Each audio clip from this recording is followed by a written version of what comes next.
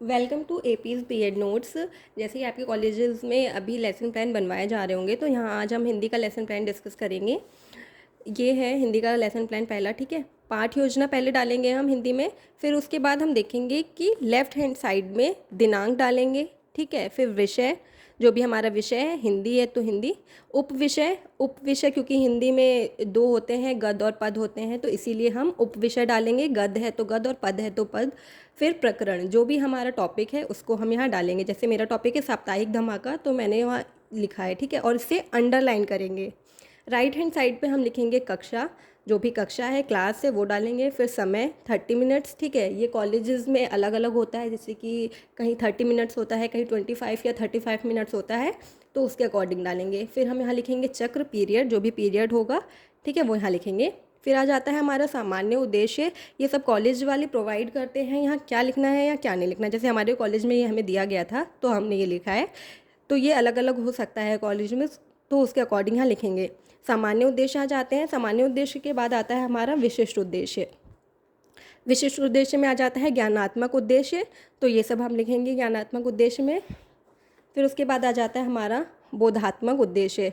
बोधात्मक उद्देश्य में लिखते टाइम हम ये ध्यान रखेंगे कि जो भी हमारा टॉपिक है वो बीच में आएगा। जैसे कि यहाँ लिखा हुआ है छात्र साप्ताहिक धमाका नामक पाठ के भाव को समझ सकेंगे, तो साप्ताहिक धमाका लिखा है अभी, लेकिन अगर कोई दूसरा टॉपिक होता है तो यहाँ पे उसका नाम आएगा। उसी तरीके से बीच बीच में कहीं कहीं पे ये आया हुआ है, तो उसे ध्यान में रख के हम ये लिखेंगे, ठीक है। और गद्य है तो गद्य और पद है तो पद, ये चीज़ हमें ध्यान में रख के यहाँ पे लिखना है। बोधात्मक उद्देश्य के बाद में आ जाता है भावात्मक उद्देश्य। जो हमारे भावात्मक उद्देश्य होंगे वो यहाँ लिखेंगे। फिर आ जाता है कौशलात्मक उद्देश्य। उसके बाद आ जाता है हमारा सहायक सामग्री। सहायक सामग्री जो भी हम टीचिंग के टाइम पे यूज़ करते हैं, जैसे कि duster, marker, black board, pointer, जो भी हम यूज़ करते हैं वो चीज़ें हम यहाँ पे लिखेंगे सहायक सामग्री में। इसके बाद आ जाता है हमारा प्रस्तावना प्रश्न, ठीक है। प्रस्तावना प्रश्न में हम पहले हेडिंग जान लेंगे छात्र अध्यापिका क्रिया, फिर छात्र अनुक्रिया।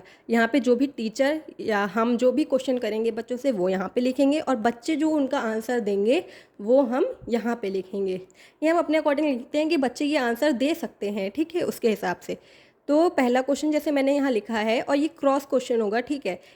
एक के बाद एक क्वेश्चन जो आंसर बच्चे दिए हैं उसी से मिलता जुलता क्वेश्चन होगा, फिर उसी का आंसर होगा, और फिर यहाँ पे आंसर होगा, और लास्ट हमारा होगा प्रॉब्लमेटिक क्वेश्चन, ठीक है, समस्यात्मक प्रश्न। जैसे मेरा पहला क्वेश्चन था, हम लोग टीवी में क्या क्या देखते हैं, तो बच्चे आंसर दे सकते हैं कार्टून, फिल्म, धारावाहिक, समाचार, ठीक है। फिर उसके बाद हमने दूसरा क्वेश्चन किया समाचार और कहाँ कहाँ से मिलता है, तो बच्चे आंसर देंगे अखबार और इंटरनेट।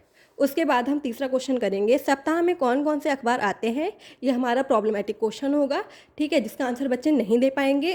तो हम इसके बाद ये बोलेंगे उद्देश्य कथन। जब बच्चे थर्ड क्वेश्चन का आंसर नहीं दे पाएंगे तो हम बोलेंगे बच्चों आज हम लोग साप्ताहिक धमाका नामक पाठ का विस्तार पूर्वक अध्ययन करेंगे, जो डॉक्टर हरिकृष्ण देवसरे द्वारा रचित है, ठीक है। प्रस्तावना प्रश्न के बाद आता है प्रस्तुतिकरण, ठीक है। प्रस्तुतिकरण में 3 हेडिंग्स पढ़ेंगे, पहले तो नंबर्स, फिर शिक्षण बिंदु, और फिर छात्र अध्यापिका क्रिया, ठीक है। जो भी यहाँ पे टीचर जो क्रिया करेगा वो हम यहाँ लिखेंगे। पहला है आदर्श वाचन। आदर्श वाचन में हम लिखेंगे जो भी हम ले रहे हैं, जैसे कि गद्य में क्या होता है, बड़ी बड़ी कहानियाँ होती हैं, तो एक बार में उसको नहीं बताया जा सकता है, तो एक एक पैरा लेते हैं या एक एक पेज लेते हैं, जो तो जहाँ से जहाँ तक आपने लिया है वो यहाँ लिखोगे, ठीक है। फिर उसके बाद छात्र अध्यापिका उचित लक्ष्य तथा आरोह अवरोह को ध्यान में रखकर गद्यांश का आदर्श वाचन करेगी। अब हमने यहाँ गद्य लिया है तो गद्यांश लिखा है, और अगर हमने यहाँ पद ले रखा होता तो हम यहाँ पद्यांश लिखते, ठीक है।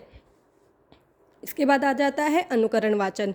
अनुकरण वाचन में छात्र अध्यापिका उचित लय ताल के साथ विद्यार्थियों से अनुकरण वाचन करवाएगी। जो हम पढ़ेंगे उसके बाद हम बच्चों से वही पढ़वाते हैं, इसीलिए, ठीक है।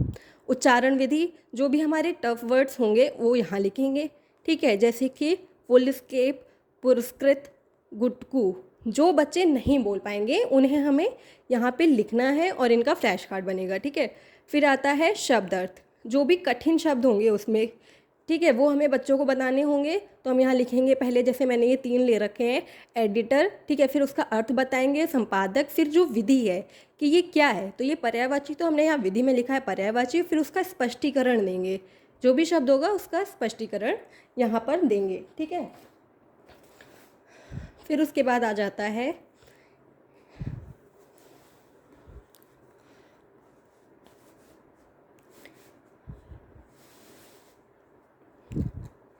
फिर प्रस्तुतिकरण के बाद ये वाला पेज आएगा जिसमें हम 4 हेडिंग्स लिखेंगे। छात्र अनुक्रिया, शिक्षण बिंदु, सहायक सामग्री और श्यामपट्ट कार्य। जो हमने इस पेज पे जैसे लिखा होगा उसी के अकॉर्डिंग यहाँ पे ये बनेगा, ठीक है ना। तो छात्र अनुक्रिया में जैसे कि हमने यहाँ लिखा था कि पहले आदर्श वाचन में टीचर पढ़ेगा, तो यहाँ पे बच्चे उस टाइम पे क्या करेंगे, सभी छात्र छात्राएं ध्यानपूर्वक सुनेंगे, ठीक है। फिर उसके बाद यहाँ पे बच्चे पढ़ रहे हैं तो शिक्षिका के आदेश अनुसार गद्यांश का बच्चे अनुकरण करेंगे। फिर यहाँ पे क्या है, जब हम उच्चारण करवाएंगे तो बच्चे क्या करेंगे, छात्र उच्चारण करेंगे, अर्थ बताएंगे एवं ध्यानपूर्वक सुनेंगे। फिर उसके बाद आ जाता है शिक्षण बिंदु, ठीक है। शिक्षण बिंदु में क्या है, जो भी विधि हम यूज़ कर रहे हैं वो यहाँ लिखेंगे, जैसे कि वाचन विधि, और फिर ये क्या है, अनुकरण वाचन विधि। सहायक सामग्री में पढ़ाते टाइम हम जो भी यूज़ कर रहे हैं सहायक सामग्री या टीचिंग एड जो भी हमारा, वो सहायक सामग्री में लगाएंगे। जैसे कि मैंने बुक का यूज़ करा तो यहाँ पे मैंने क्या किया, बुक का प्रिंट आउट निकलवा के उसको यहाँ पे लगा दिया है, ठीक है।